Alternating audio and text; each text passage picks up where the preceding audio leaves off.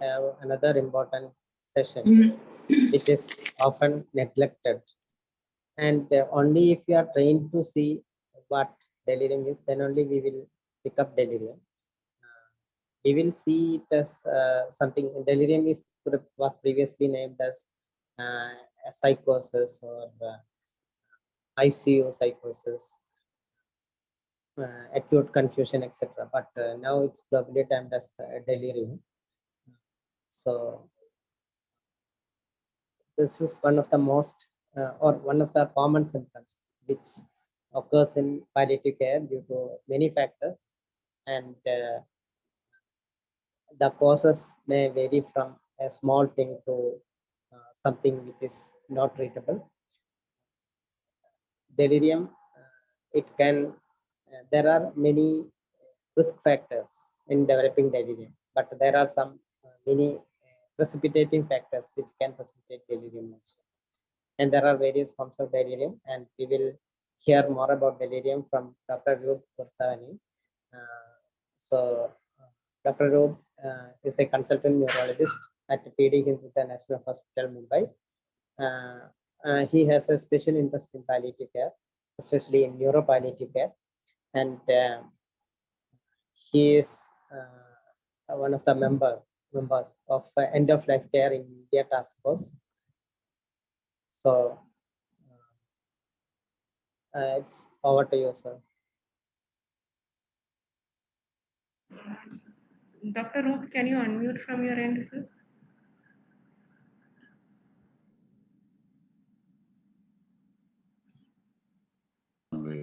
Yeah. Is my screen seen? Yes, sir. Okay. So thank you again to Pallium India, Dr. Sunil, Dr. Rajalakshmi for having me again here. And I'm going to speak to you today about palliative care. I am a neurologist. So obviously I'll speak from the perspective of a neurologist and a physician. But remember that delirium is something that is also important to psychiatrists, and very often people will call a psychiatrist for his or her opinion on this. And as you have understood here, it is also of a substantial amount of interest to palliative care, and I'll explain how and why that is so as we come along. But in addition, it is also important to intensivists, to geriatricians, to almost all specialties. And the problem with something that is of everybody's interest and importance is that it belongs to everybody and nobody, and it is really very often neglected. So just to kind of do a little bit of housekeeping in the beginning, if I will be sharing these slides with Pallium, so you will obviously get anything that you need, and you can if you need any particular papers, I'm happy to help. Okay, so if you look at arousal, if you look at all the behavioral states that are concerned with arousal, alert refers to a perfectly normal state of arousal. And when a person is agitated, it means that the brain is aroused, but the frontal lobes that are supposed to control your function have lost it. And whether it is anger or pathology, it all starts from the frontal lobe. So you can have somebody who's otherwise completely alert, but is agitated to being pathologically so. At the other end, you have coma. That's a state of complete unresponsiveness in which the patient lies with the eyes closed, and even painful stimuli, verbal painful stimuli, will not wake this patient up. In between are these two terms, lethargy or obtundation, which lies somewhere between alertness and stupor. And stupor is a patient who is at the baseline unresponsive, looks asleep. But if you repeatedly stimulate them, they will arouse and typically they will go back to sleep within about 10 seconds, or definitely while you are still examining the patient. So that tells you that that is stupor.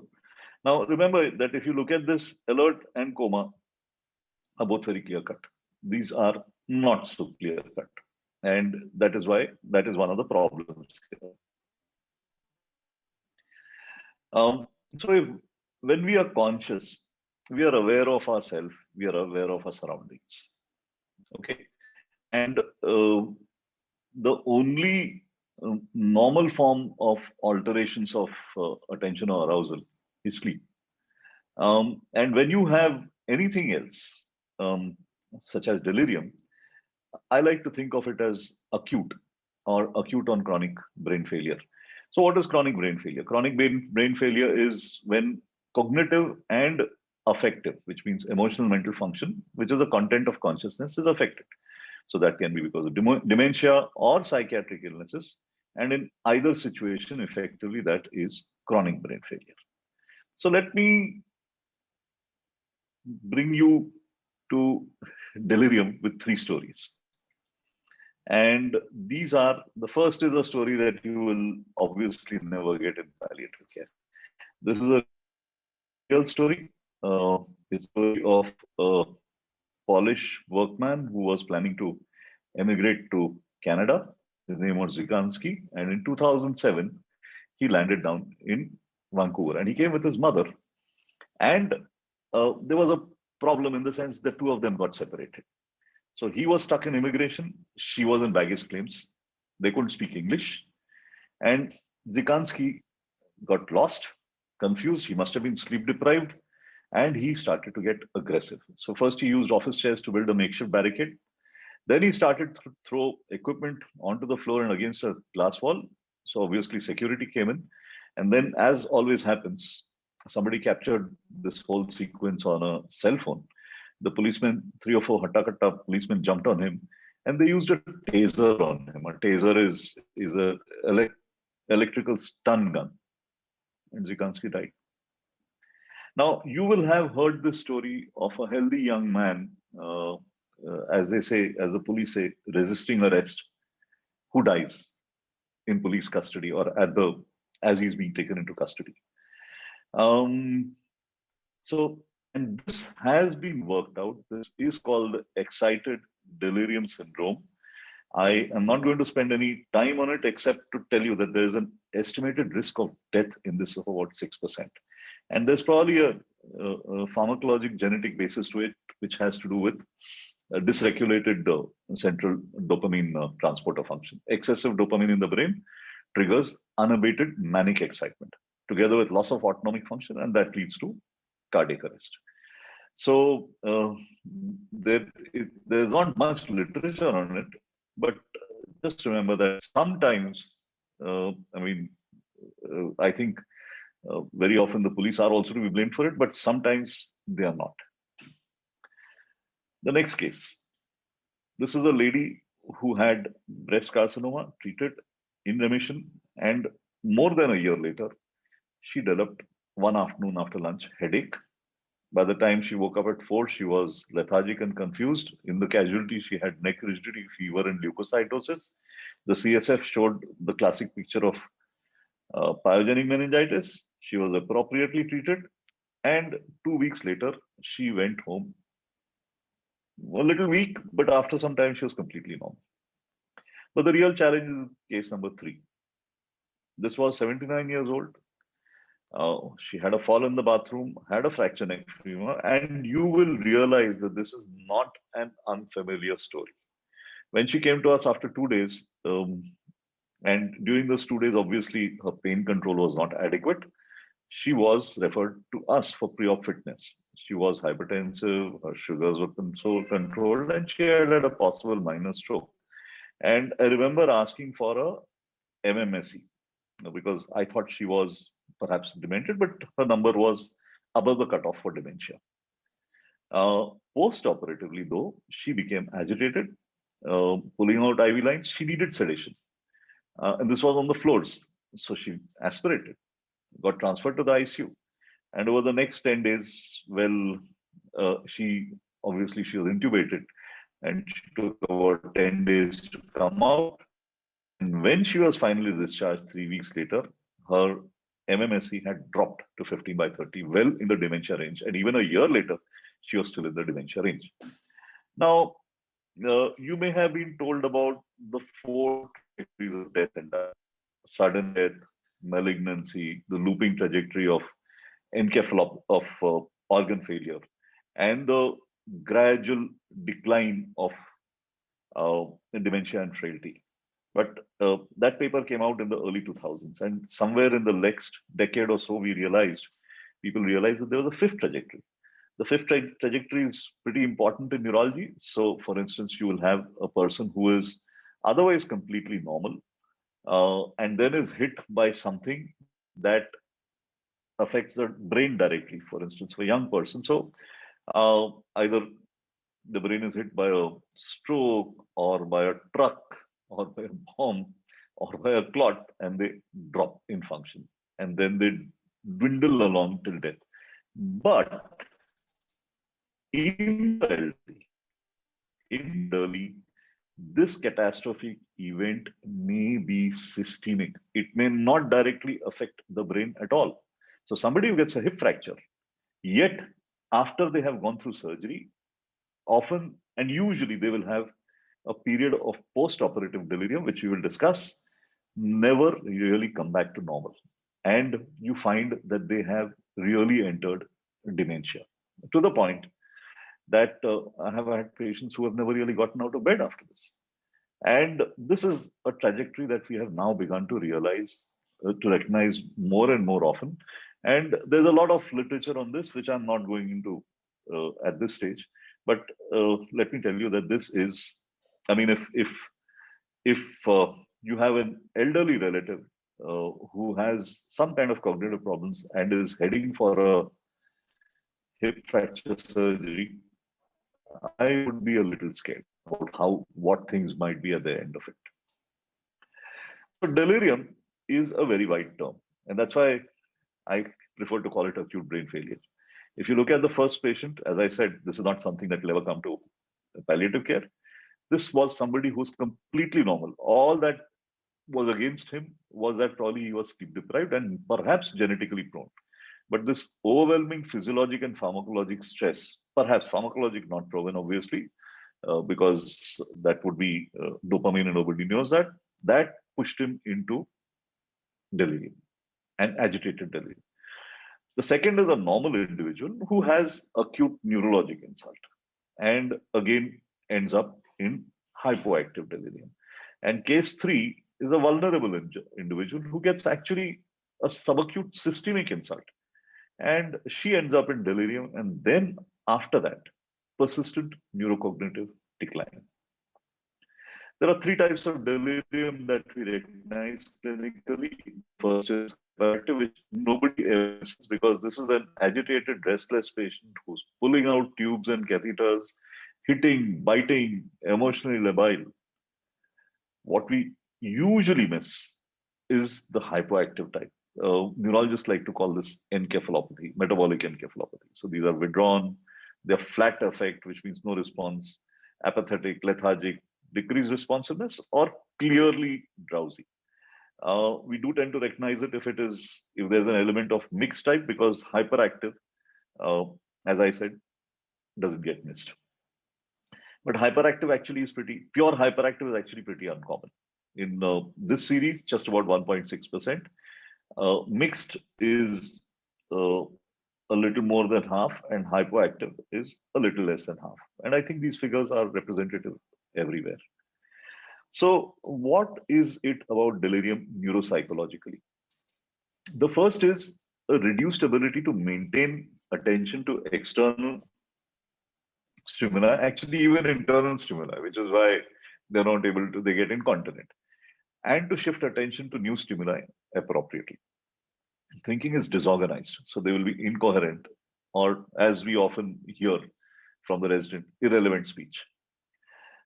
Because the brain is malfunctioning and memory is malfunctioning, I like to think of it as a brain that is intermittently hanging like a computer. Uh, Information does not get registered, and obviously it doesn't get retained. Because they are not able to figure out what is going on around them, there are perceptual distortions, misidentifications, hallucinations, and in terminal delirium, there's a well-known entity where they start seeing people who are already died, and it's almost as though this presages actual death. What distresses family is their inability to recognize people who are well known to them. Psychomotor activity can be increased or decreased, but the most sensitive is the disturbed sleep wake cycle. So these individuals will now sleep through the day and stay awake and keep others awake through the night. And this probably is the first symptom and the symptom that you should not miss. When you ask them where they are, what time or day it is, they are lost. The mood can fluctuate. Anxiety is common, and sometimes this may be mistaken. It may be mistaken for an anxiety attack. And there is a lot of tendency to fluctuation. As I said, it worsens in the night. Now, what is essential for diagnosis are basically two elements. One is this change in cognition, which I've told you about. And it's a little subjective, but this is something that has to have developed recently, acutely or subacutely, because if it is not, if it is something that has been present for some time, delirium can go on for a long period of time, but typically somebody is otherwise functioning well, has normal sleep-wake cycles, and is still showing these features, then this is dementia. So should not be better accounted for by dementia. And in delirium, these features are acute or subacute in onset. They fluctuate through the course of the day, and they often worsen at night. So these are the two key elements of the diagnosis of delirium. But the hallmark of delirium is that it is a failure of attention. Attention to of attention is actually a neurologic function. We think of somebody being attentive to a lecture, but if you look at it, the brain, the cortex, has multiple brain regions which are being used at different times. Like I am reading the slide and I'm speaking, so I'm using maybe about 2 or 3 of my brain functions. And attention is the way the brain networks direct a spotlight on the stage, and the brain regions that are playing their part at that time are lit up. And so you can understand that it is basically something to do with the function of the brain's networks. And you can imagine an IT person inside the brain saying, brain's network is down, sir, which you can confirm on fMRI and quantitative EEG. And this is basically a loss of efficiency in the functional network. I'm sorry if anybody is offended if I mimicked any accent. Right. Now, there are many paths to acute brain failure. And if you look at it, look at the various neurotransmitters or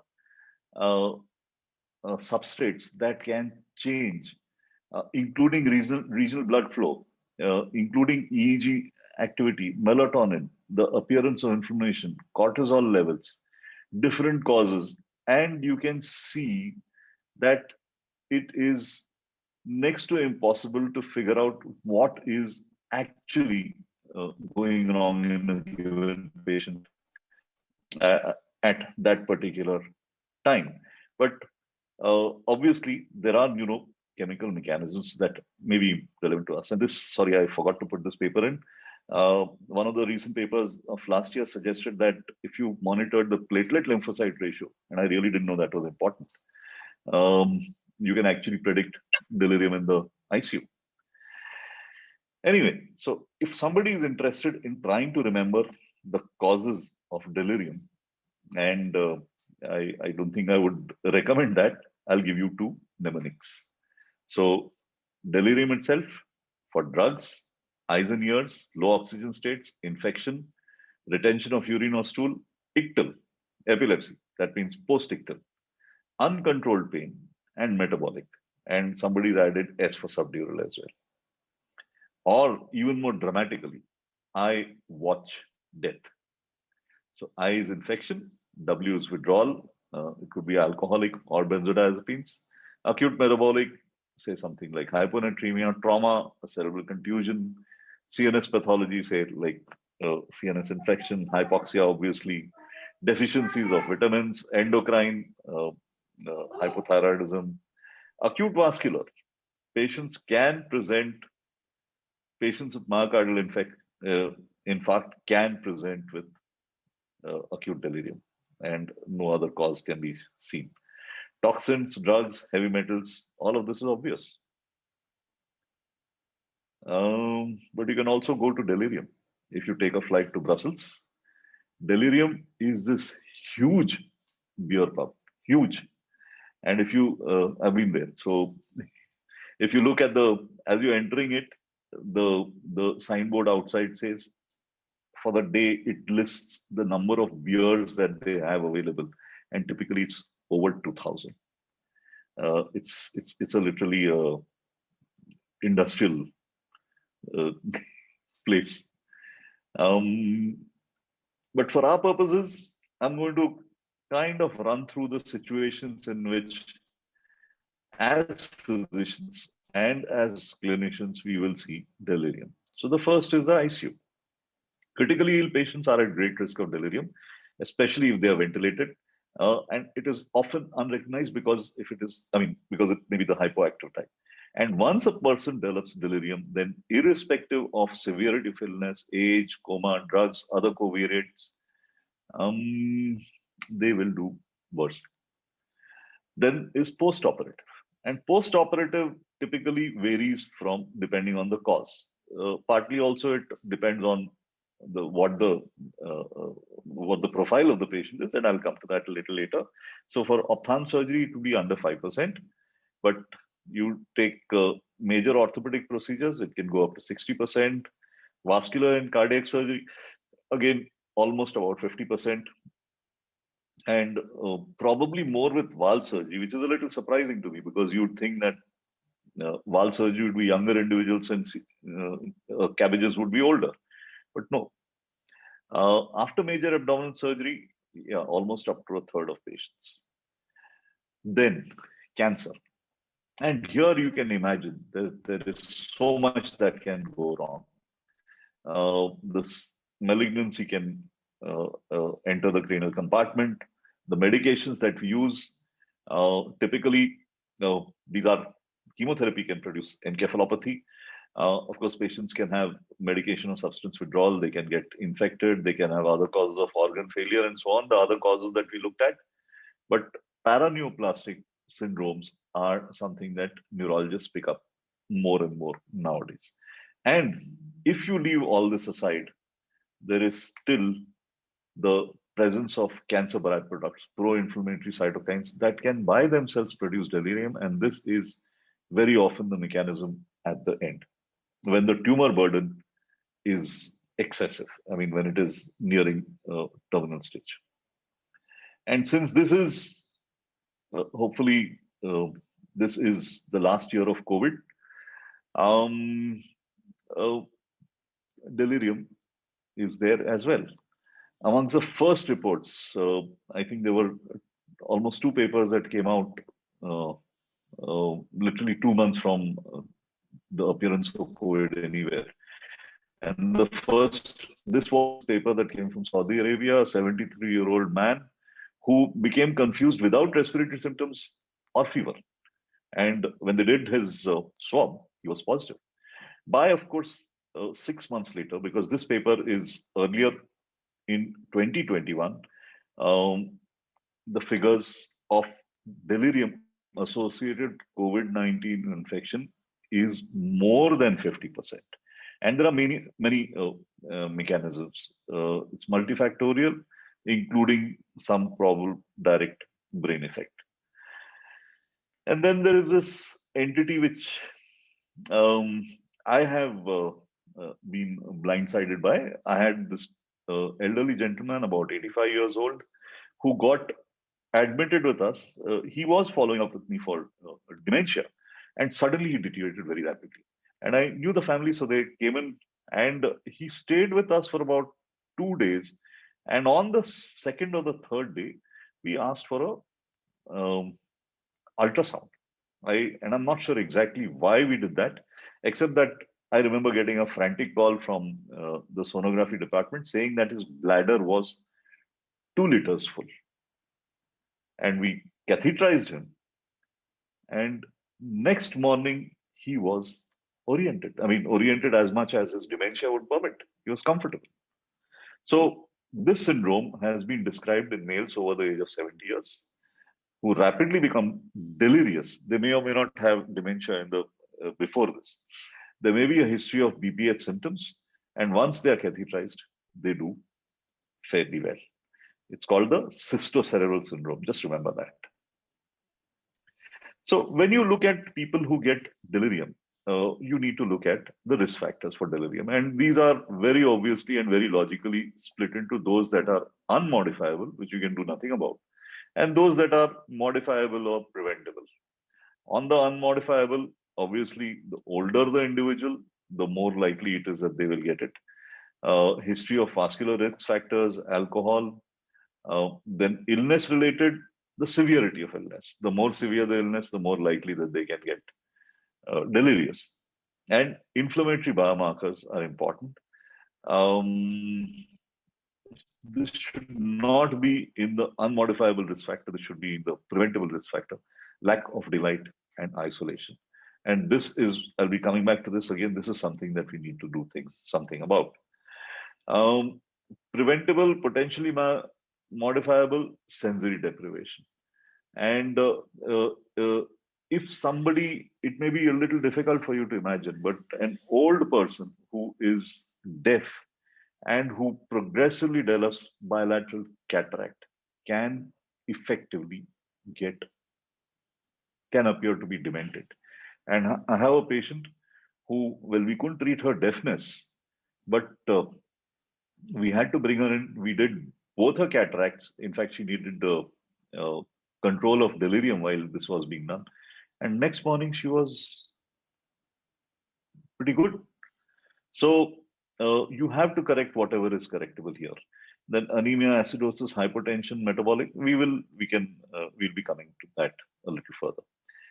Sleep deprivation is something that we need to do something about in these patients.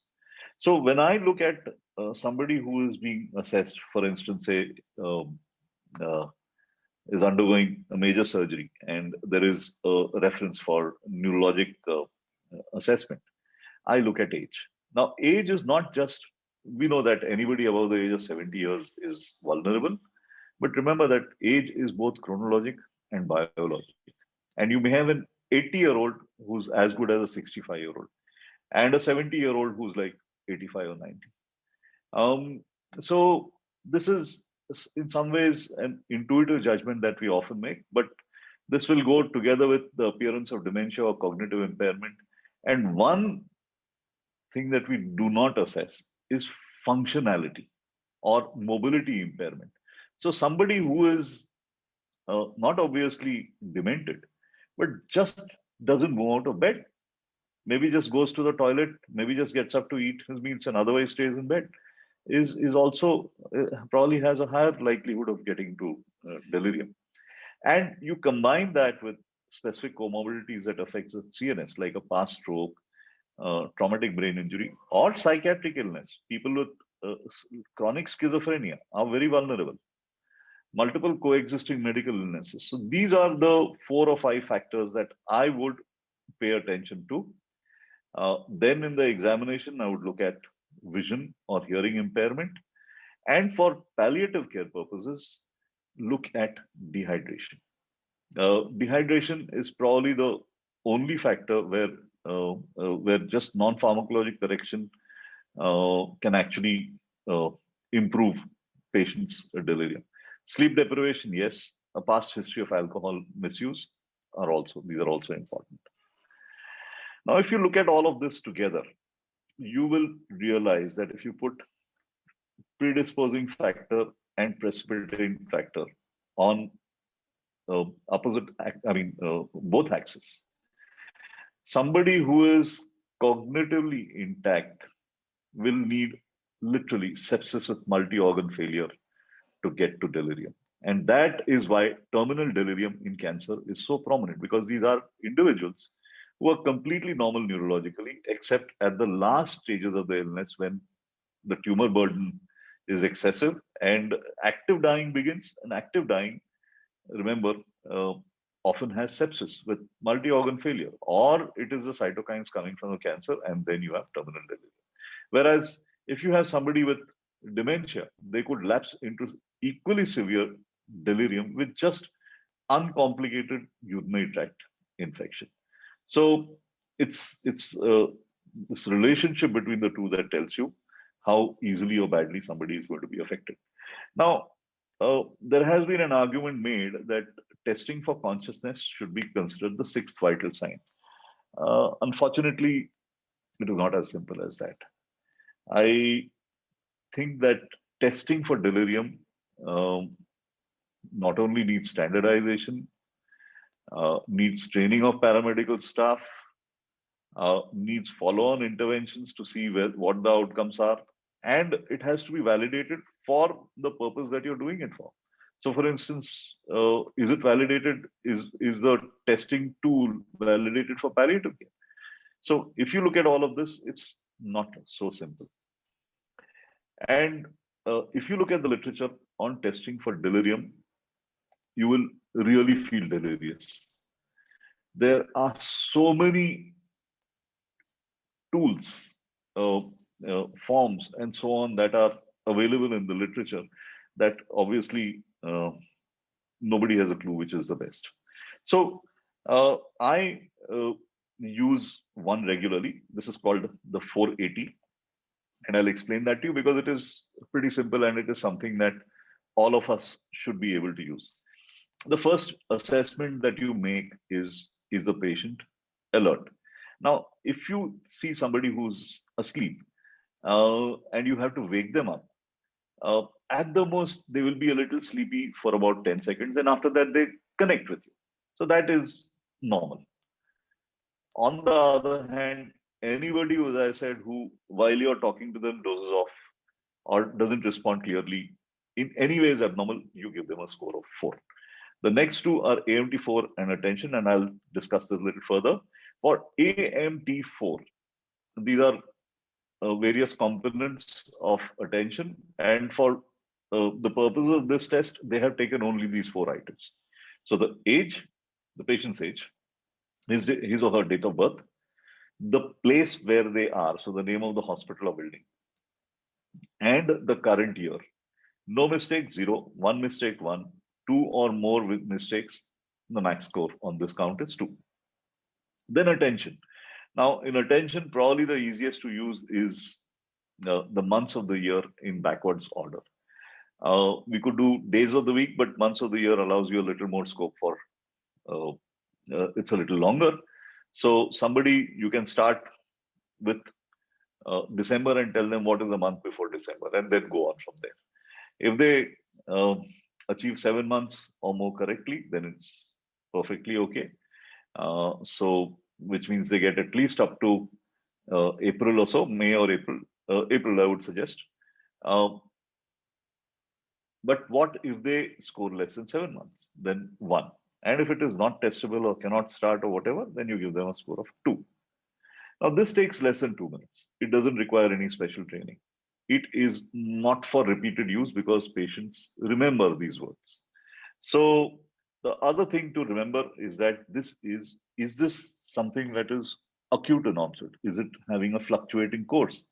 And if there's significant change of fluctuation in alertness or other mental functions over the last 2 weeks and probably still evident when you examine, then straight off, you put them down as 4.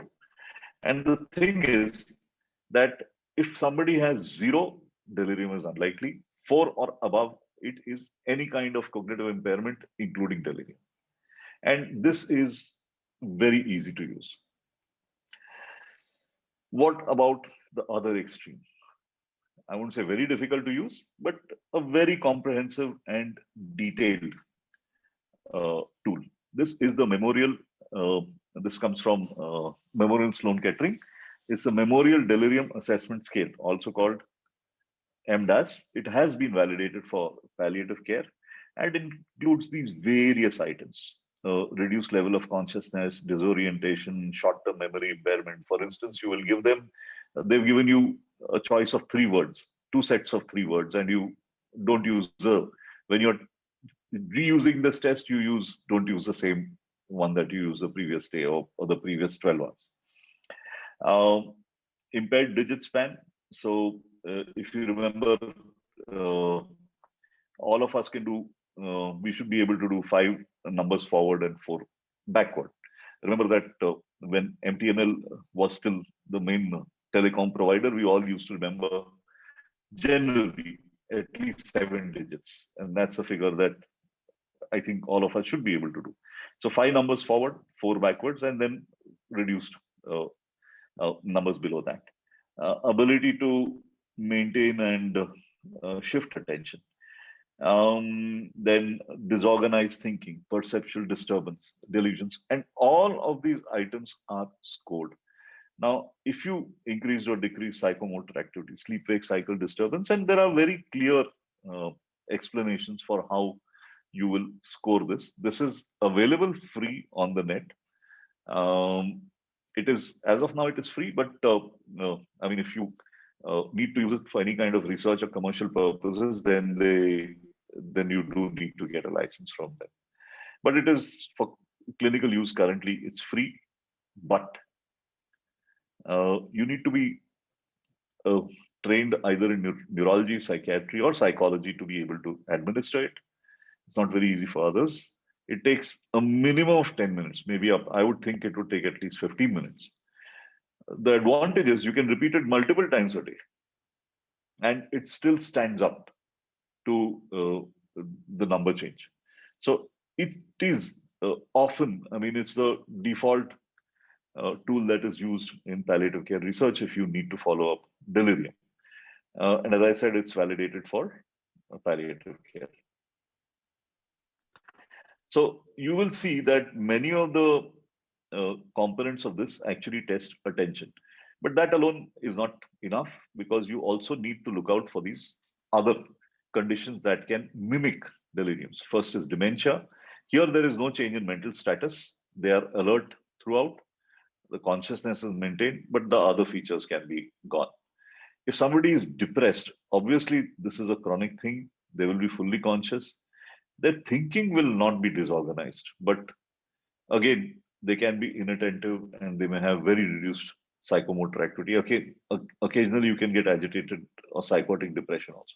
And psychosis. Psychosis has the only thing that is different from delirium is that there is no altered consciousness, but in almost everything else, it can mimic delirium. And that is why so very often patients with psychosis, patients with delirium end up in the psychiatric ward because somebody thinks that they are psychotic.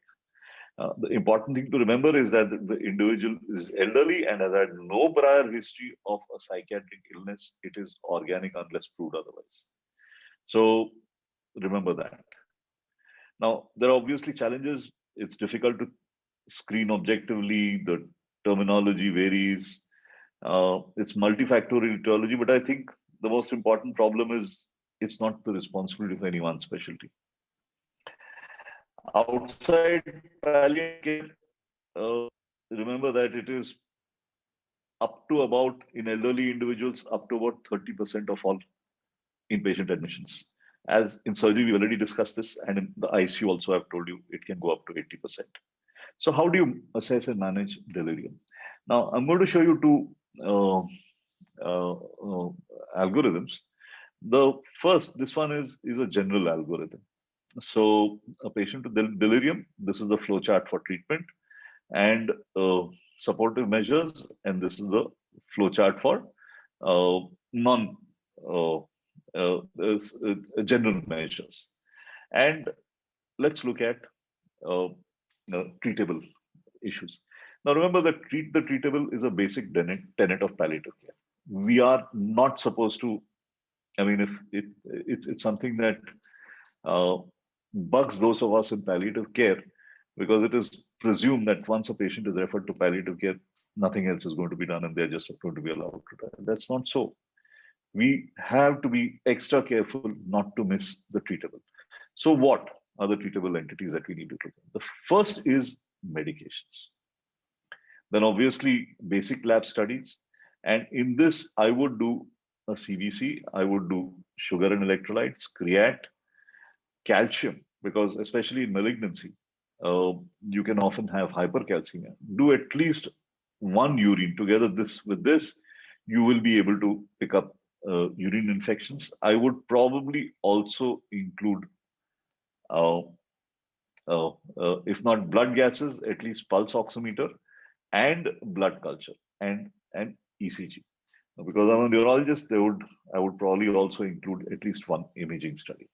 What about the first thing that you must remember? And that is an offending drug.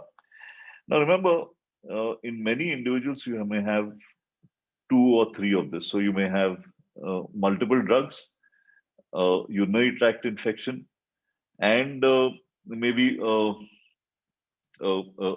previous stroke. So it's a combination of things. But the most important to remember are drugs. Now, when you are prescribing drugs in the elderly and in palliative care, these are 2 references that I think unfortunately we're not taught about. These are 2 references that we must all have on our laptops. The first is the American Geriatric Society Beers criteria. Beers is the individual who first wrote this almost 20 odd years ago. And this is now available as a printable pocket card. Download it and see that you have it. It has a very wide list of drugs that we should avoid prescribing in geriatrics. But the one that is perhaps a little more focused is the anticholinergic burden score. If you look at the various drugs that we have and the drugs that were available for Germany, these people went over this in great detail and they looked at the anticholinergic effect. For instance, I was quite surprised. You would think that, say, something like amitriptyline and nortriptyline would be obvious. I didn't realize that a standard anti-epileptic like oxcarbazepine also has significant anticholinergic effect.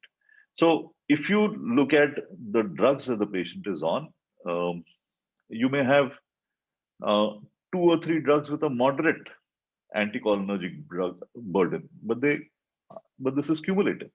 And you need to actually look at the overall score and decide which of those drugs can be removed.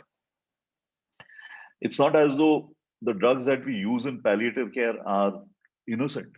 There are times when we ourselves worsen delirium because of the drugs we use.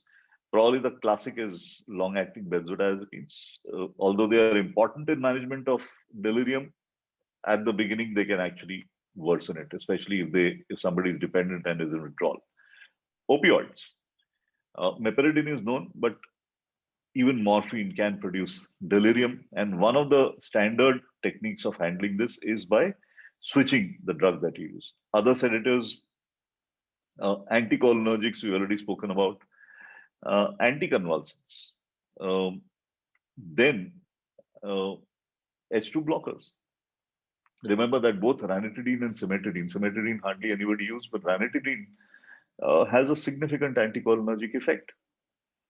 Antipsychotics, especially those that are relatively low potency, such as thioridazine, not a drug often used, but they have more anticholinergic efficacy and less antipsychotic.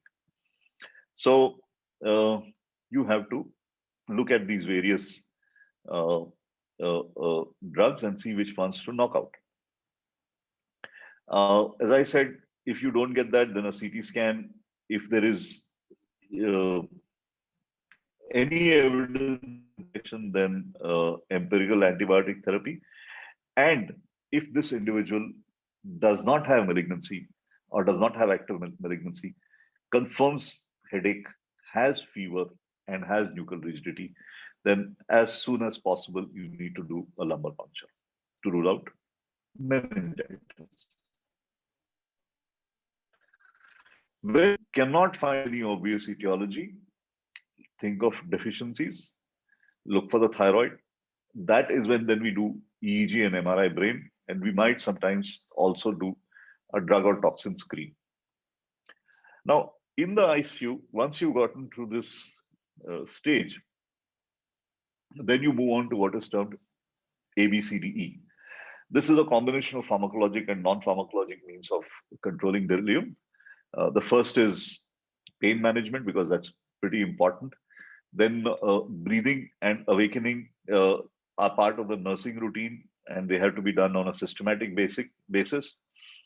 Sedation has to be carefully chosen. If possible, Dexmed is the preferred drug.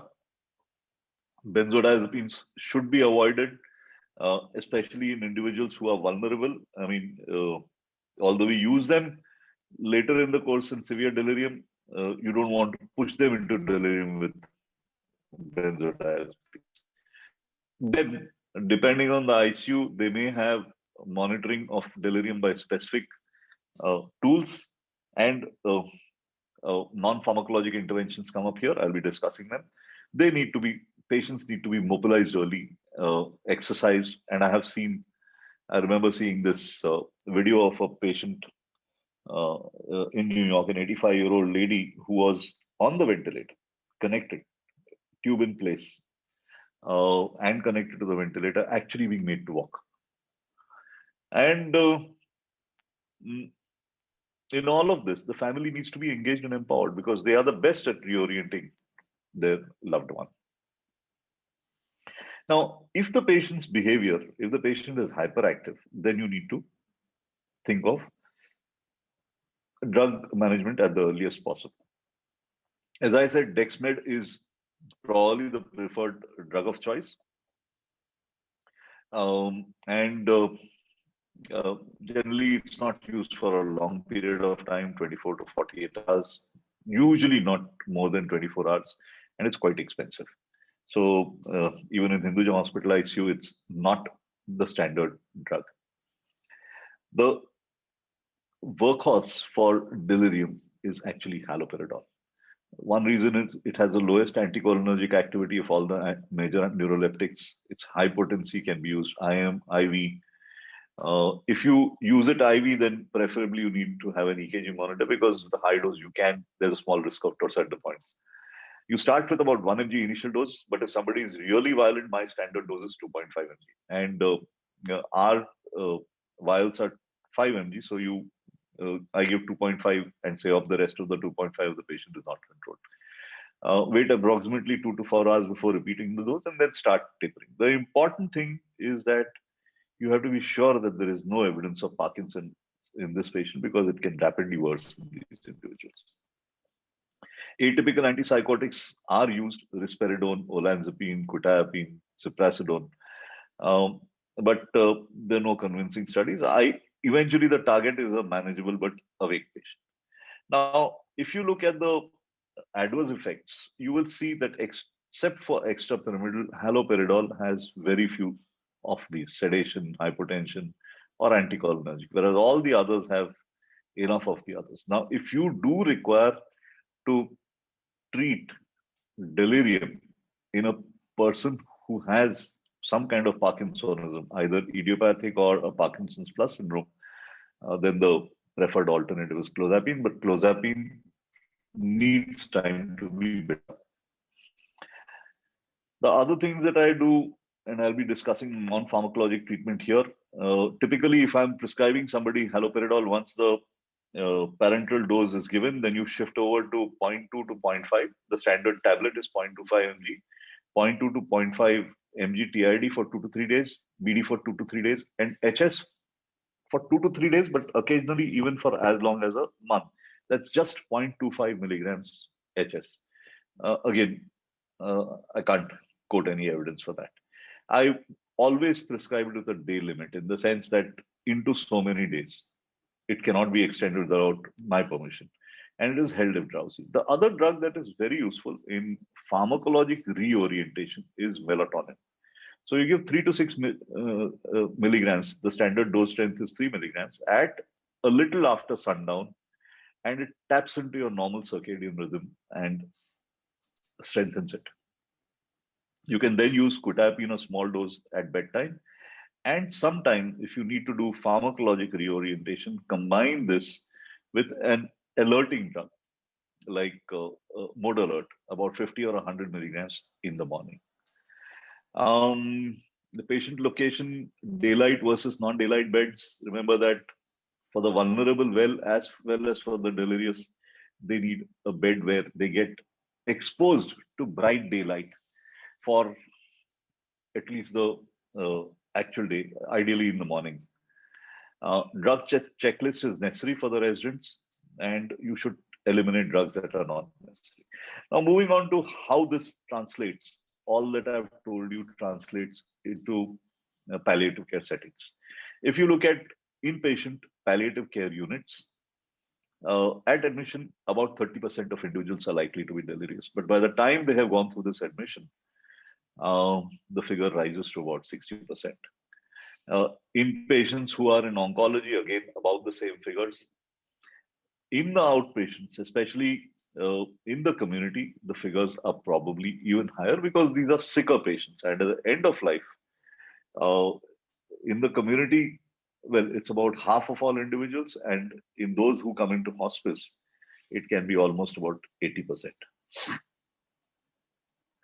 Now, when you are dealing with delirium from the palliative care side, remember that these are individuals who are going downhill. So you need to put into place preventative strategies so that non-pharmacologic approaches come in. And I'm going to discuss that, what are the non-pharmacologic strategies that we use, but they are environmental and verbal and non-verbal. Then there should be some kind of regular delirium screening. And if you have a palliative care team, then the nurse should know how to recognize delirium. And a simple question is called the single question in delirium, which is the patient confused today or more confused today?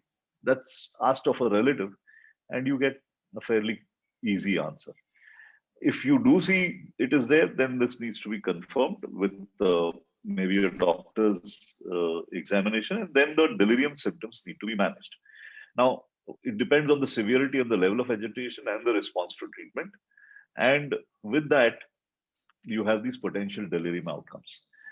Some patients will need to be investigated for potentially reversible precipitating factors. Throughout this period, you need to provide communication and support to patients and, of course, the family. Give them enough information so that they know what is happening and what is to be done. And this support needs to be ongoing.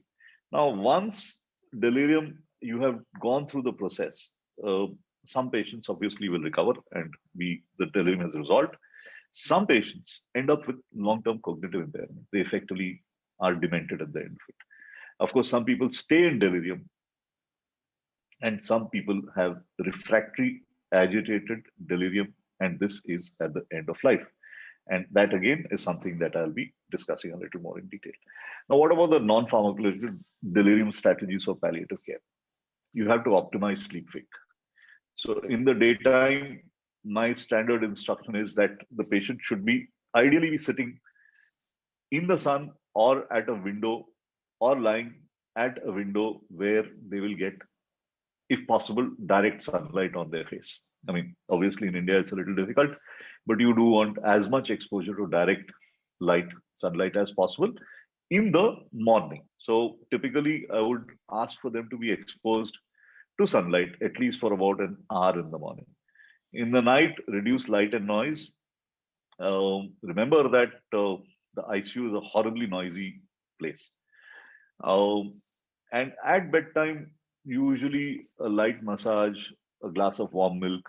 I'm not sure if anybody of you remembers, but haldi and milk is a standard combination in Indian households. Then patient reorientation. This is something that is done by the nursing staff and by the family. You have to explain to the patient where they are, who you are, and what your role is if you are a professional.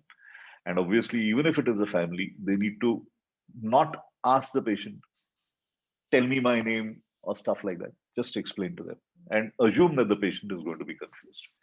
A clock and a calendar should be visible. In patients with dementia, I ask families not to change them from one caregiver to the next because changing the house can precipitate delirium. Use eyeglasses, hearing aids as needed. Get them out of bed. So ideally, the instruction that I give is that the bed is for sleeping. Even if you're sleepy, even if you're tired, try and sit as much as possible. Get into bed only when you actually fall asleep.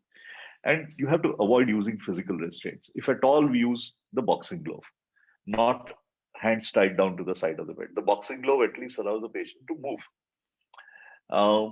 Urinary catheters can cause problems. And if there is no evidence of retention, and this, if for instance the catheter is removed, typically I will ask for a follow-up if the patient is in hospital, a follow-up after the catheter is removed, ultrasound for post-void residue at about 6 to 8 hours, or definitely before the patient is discharged. Hydration and nutrition are important, but hydration even more. And it has been shown that hydration is the one non-pharmacologic means that actually can pull patients out of delirium. So if delirium, if this is a patient who's dehydrated, this would be good indication to start subcutaneous IV fluids. And usually I would combine that with a dose of thiamine. As we mentioned earlier, urinary retention must be watched out for. Fecal impact, you have to, if need be, do manual evacuation. And all of this, it is very important to educate and involve the family. Because once they know, as I said, simple things like not to go up to the patient and loudly ask them, who am I, who am I? They have to actually tell them who they are. So these simple things can be done. And that brings us to terminal delirium. Now, terminal delirium should be avoided as a clinical diagnosis. It's a retrospective diagnosis because it implies delirium in the last days or weeks of life, where you have decided that treatment of the underlying cause is impossible, impractical, or inconsistent with the goals of care of that patient. And if anybody is interested, this is a website that gives what are called fast facts in palliative medicine, and you can pull this out from there. If the patient is hyperactive, and especially if they are a danger to themselves or to others, pulling out lines, hitting caregivers, then they should be treated pharmacologically. It is most effectively done with a combination of haloperidol and lorazepam. And there's one review paper. Unfortunately,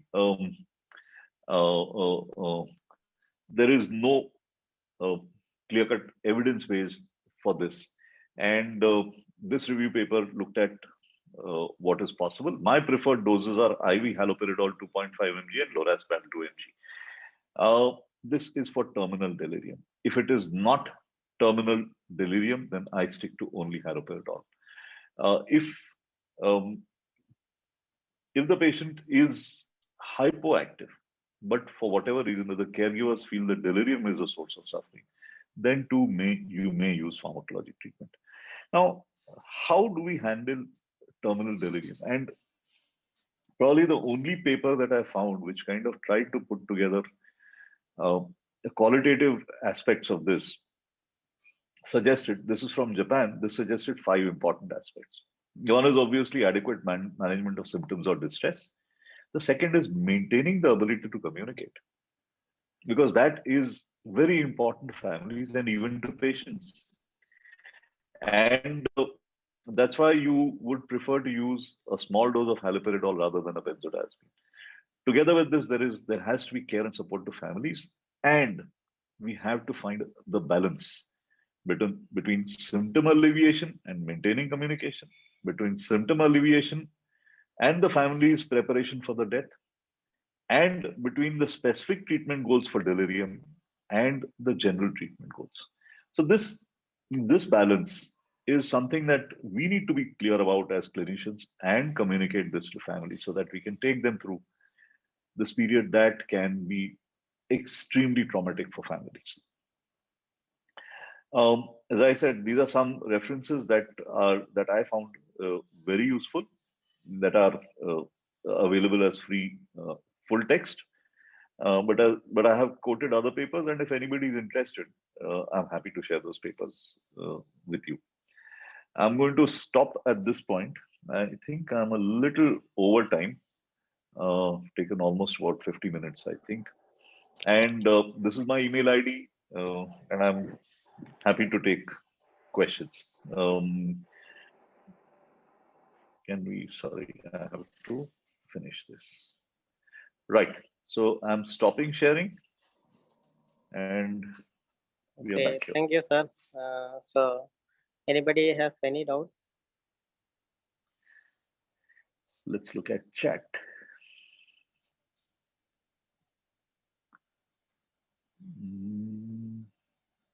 Yeah, Vinayak Jain, clozapine needs time to adjust. So clozapine is, if you have a patient with a Parkinsonian disorder who is delirious, that is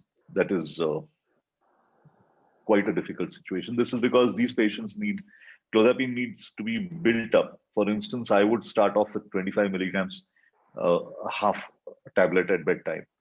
And you also have to check the CBC regularly. Haloperidol with lorazepam, typically the dose is repeated every 8 hours. And when you look at this situation of terminal delirium, you're looking at patients who will be managed for about 2 or 3 days. Okay. Graph on catastrophic. Okay, so this graph on catastrophic events, is there any intervention? Well, there's a lot of literature that is coming out now, including on when they put vulnerable individuals into anesthesia to watch out to avoid burst suppression. But that means that you need to monitor these patients, EEG, through anesthesia. Not something that we do routinely, but if you look out for the literature on this, you'll see that this is a rapidly evolving field. Platelet lymphocyte ratio.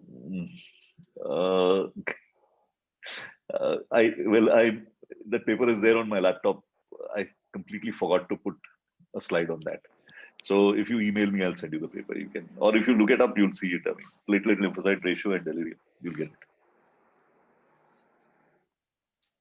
I've answered the questions in the chat.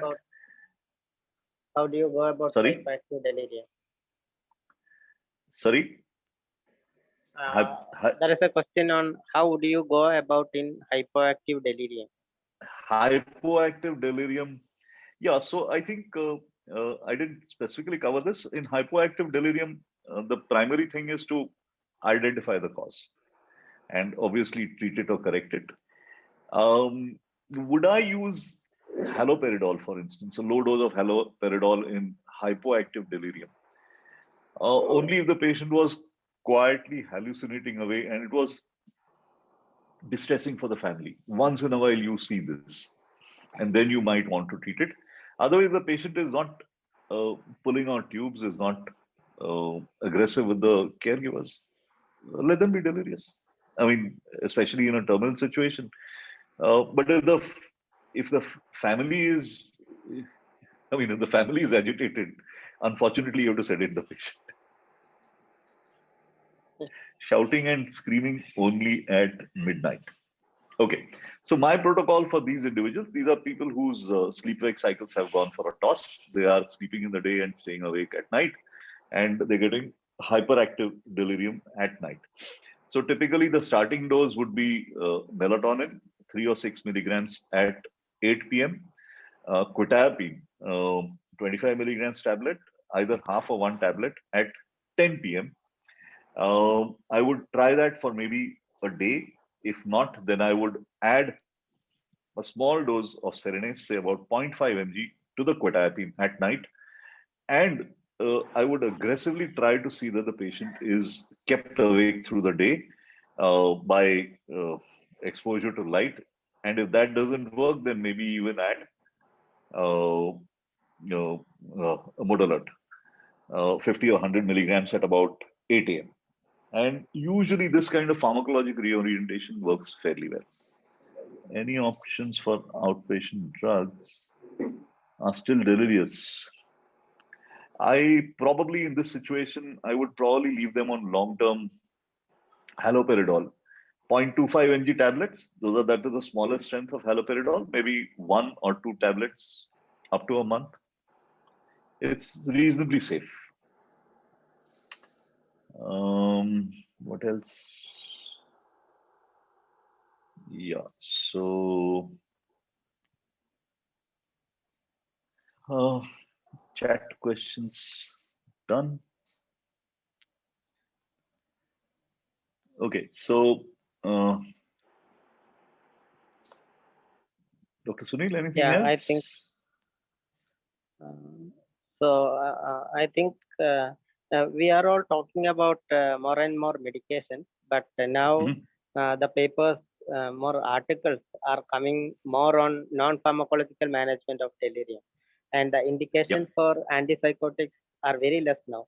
So if they are probably producing self-harm or harm to others, or if they have illusion, bad dreams, then only the newly published articles start on antipsychotics, considering the risk-benefit ratio. So we all have to look into more non-pharmacological treatment of delirium, because there will be many things which we can do, but there will be practical limitations also, which we understand. So that is why it becomes important to try and prevent it. And if you pay attention to these basic non-pharmacologic, last the slide where I explained in detail, paying attention to hydration, paying attention to sleep-wake cycles. If you do it proactively, then you can often prevent patients from going into delirium. And much of this is something that needs to be explained to families. And they usually do it. Okay, thank you, sir. I think we can move on to patient story, which will be presented by Dr. Ashish Nair. Sure. Dr. Ashish. Hello, good evening, sir. Yeah, good. I can hear you. Sir. Respected sir, dear friends, good afternoon, everyone. The topic allotted to me was delirium. So it just shows a patient with a diagnosis of delirium due to UTI, probably dementia with BPSD, the behavioral and psychological symptoms of dementia, with a history of diabetes, hypertension, and severe left ventricle. So this here is a 93-year-old male who has complaints of forgetfulness, misplacing objects, difficulties with names, misidentifying family members for 2 years. He has complaints of persecutory ideas. Wait. Can we go back? Can we go back? Sir? Can we go back? Yeah. So anybody wants to tell me what's the first thing that strikes you about this individual?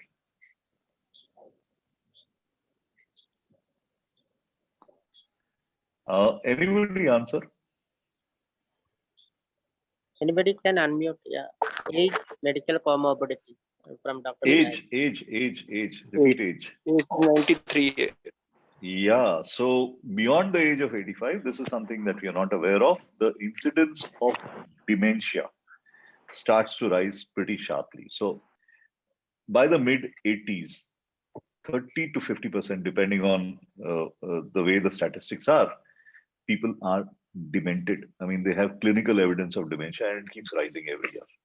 So by the age of 90, in the early 90s, I think it would be the likelihood that this person is already has dementia, regardless of everything else, is as it is 50%. And sure enough, he has dementia. And what has been pointed out is that he has the behavioral and the psychiatric symptoms of dementia. That's the term BPSD. Next slide. Family members report patient of having forgetfulness, misplacing objects, difficulty with names, misidentifying family members for nearly 2 years. And of late, for last 3 months, patient is reported to have persecutory ideas, referential ideas, seeing people and objects not seen by others. And for the last 4 days, patient is having altered sensorium, decreased sleep, and agitations. Patient was relatively stable 2 years back. He gradually developed forgetfulness as evident from misplacing of objects. He misidentified relatives visiting his home. He started having repeated occurrences of words, and patient was a bit restless and anxious. For a few months, he started becoming more fearful and suspicious regarding his belongings. He felt people were trying to harm him. He used to see people and objects not seen by others, and there was difficulty in dressing and feeding by self.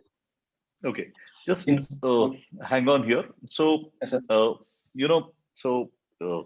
we get this history of forgetfulness. That's pretty much straightforward. That is something that the family notices. And typically what happens is, especially in dementia, in our situations where families are used to taking care of old people, a little bit of forgetfulness is accepted. What families don't realize is that gradually over a period of time, this individual is giving up various activities that he or she would otherwise have done, like going out of the house alone to meet family or friends, making phone calls. Typically, by the time they come to this stage, they are only receiving calls. And the family says, yes, yes, of course he talks on the phone. What they don't know is that he stopped making phone calls 4 or 5 years before that. Some years before this kind of stage is reached, this is an individual who will have given up his pension and asked his son or his wife or somebody else to handle his checkbook. And if that doesn't happen, then the paranoia happens. And these are the instrumented activities of daily living. By the time they get to the situation of difficulty in dressing and feeding, they are down to having problems in managing basic activities of daily living. So instrumented activities of daily living, if any of you is familiar with the MMSE, will correspond to mild to moderate dementia. But by the time they get to the stage of difficulty with basic activities of daily living, that is severe dementia, and they are usually below an MMSE of 15 or below, often below 10. Right. Carry on, Dr. Nair. Since 4 days, the patient reports of decreased sleep, agitation, altered sensorium, and poor oral intake. There's a history of diabetes, hypertension, BPH with CV left hemiparesis 6 months back, and there is a history of police catheter in situ following acute urinary retention 1 month back. On examination, patient is conscious, grossly disoriented in time, place, and person. No history of no evidence of pallor, icterus clubbing, on pedal edema. MMSE score was 16. That's what I wanted to check. Go back. Sure. Was the MMSE done during this admission, or it had been acquired a little earlier? No, sir, before delirium. It was done. Yeah, because obviously, I mean, if the individual is no longer able to take care of himself, and MMSE would be difficult to do during this stage, I would assume that if you did get a figure, it would be much lower than 60. Sir. So presumably this was during his stable dementia period, right? Yes, sir. Yes, sir. Okay. Routine investigations, total count was a bit was 15,000. There was a evidence of hyponatremia. So serum sodium was 123. So how many? Sorry, again to interrupt. Will somebody unmute and tell me how many factors do you see on this page?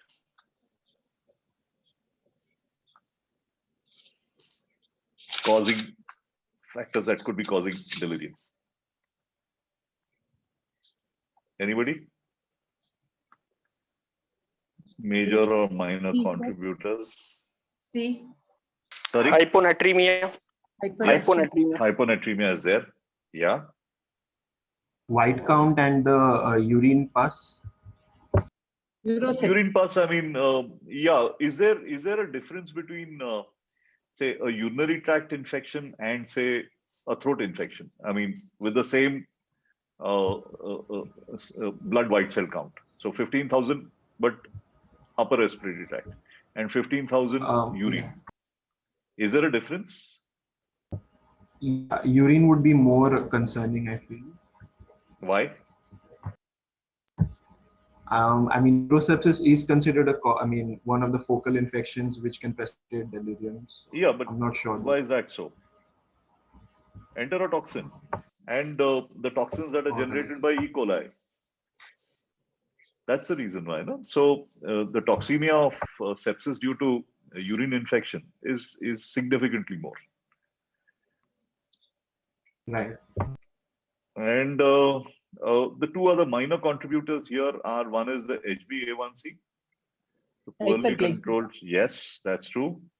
And anemia, that also contributes. Of course, 10 is not too much, but you know, when you are treating delirium, and if you're trying to treat the metabolic factors that treat it, you have to look out for everything.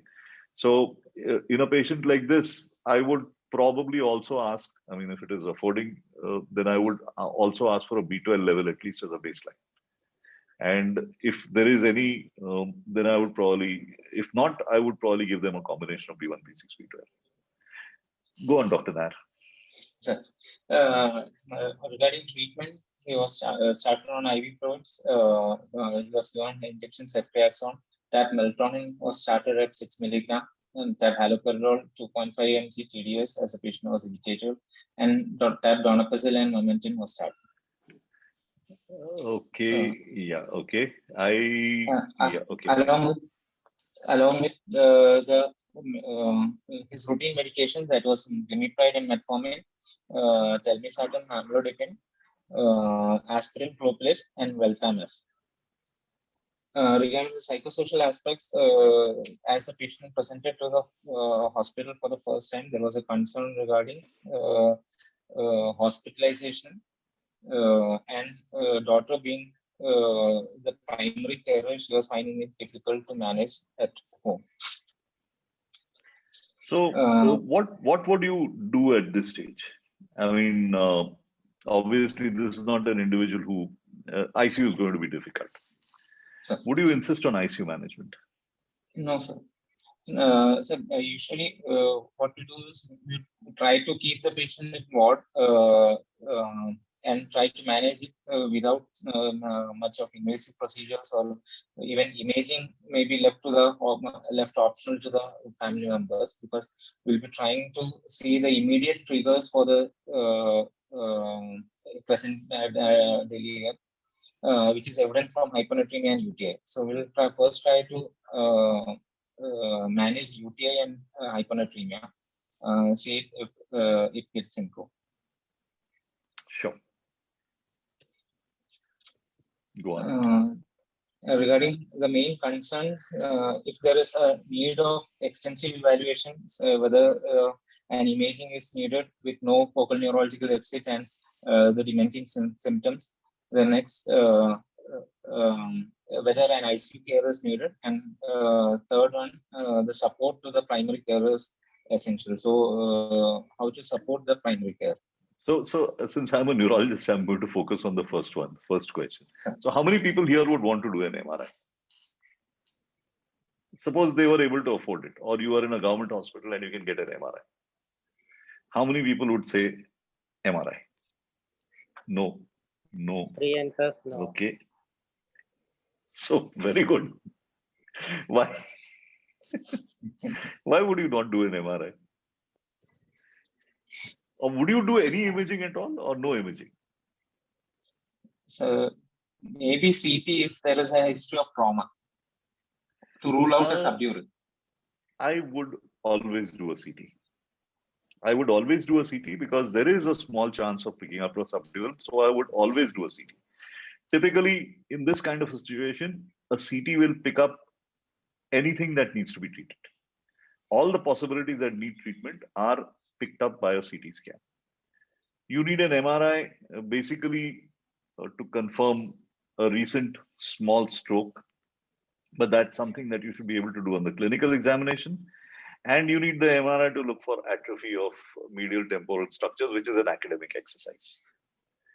It is the MRI is to be done in this kind of situation only if the delirium is severe or it is to the point of coma, that I would do it for neuroprognostication. Otherwise, a CT is more than enough.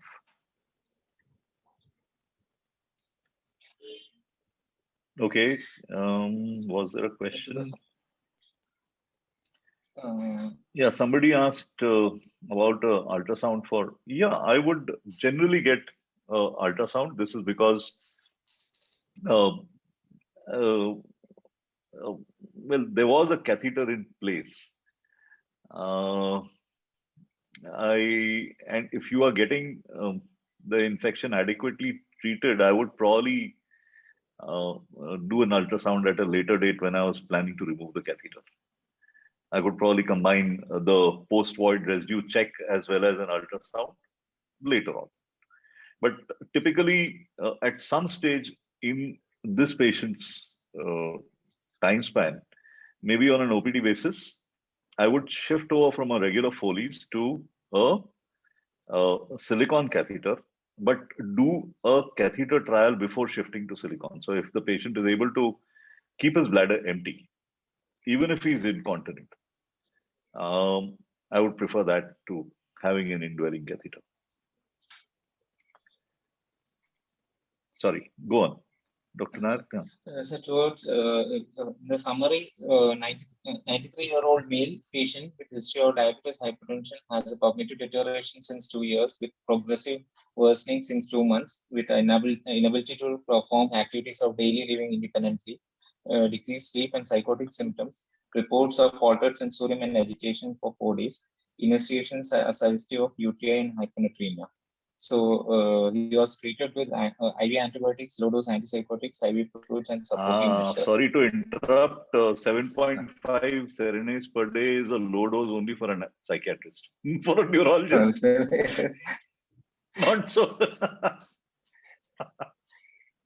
Okay, cool. So the points of discussion are whether there is a need of an extensive evaluation of a patient with moderate to severe dementia. Are hospitalization and invasive procedures needed in this patient? And third, the approach towards the primary care as the primary care, there is a care, stress in care has to be addressed, primary care has to be addressed, and the non-pharmacological treatments in the treatment of delirium or dementia to prevent agitations.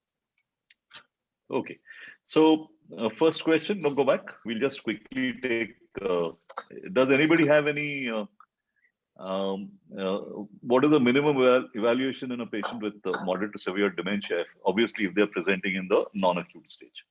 Anybody? What is the minimum test that you would have carried out? This is because palliative care, sometimes patients do land up with dementia to palliative care. And you need to be sure that you have not missed anything treatable. Anybody wants to take a quick go at the various things that you will get done?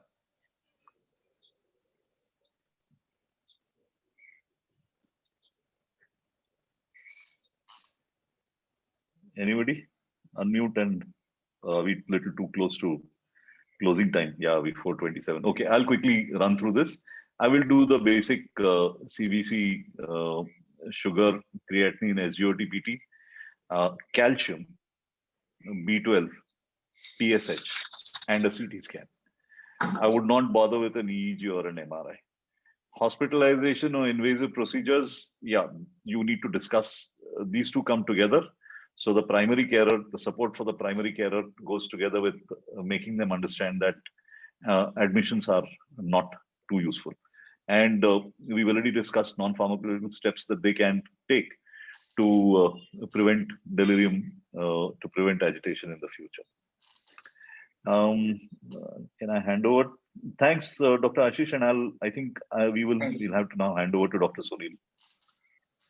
Thank you.